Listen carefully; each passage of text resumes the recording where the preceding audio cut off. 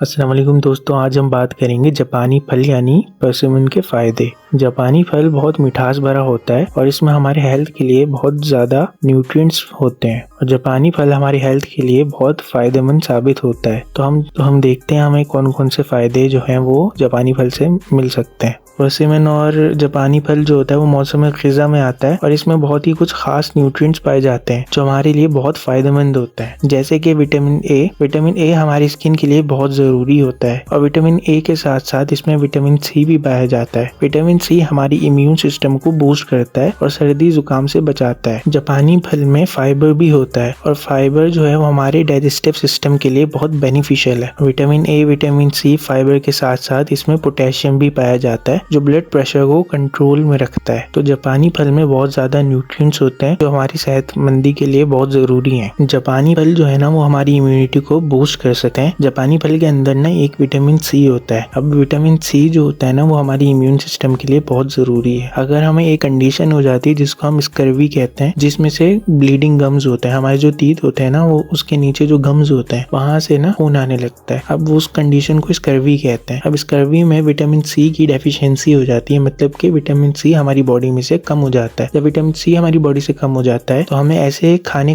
चाहिए जिससे vitamin C बढ़े। तो जापानी फल में और लेमन में, ऑरेंजेस में, सिट्रस फ्रूट्स में विटामिन सी ज्यादा होता है। तो हमें वो खाने चाहिए जिससे हमारी जो बॉडी में विटामिन सी बढ़े और वो हमारी कंडीशन को ठीक होने में मदद दे। जापानी फल हमारी इम्यूनिटी को बूस्ट करने के साथ साथ हमारी स्किन की हेल्थ को भी बहुत बेहतर बना सकता है, क्योंकि इसमें मौजूद विटामिन ए जो है वो हमारी स्किन को हेल्दी रखने में मदद देता है और हमारी स्किन को ग्लो प्रोवाइड करता है। जापानी फल हमारे पेट का जो निज़ाम है उसको भी ठीक करने में मदद देता है, क्योंकि जापानी फल में फाइबर्स मौजूद होते हैं जो कि कॉन्स्टिपेशन से बचाते हैं और डाइजेशन को इम्प्रूव करते हैं।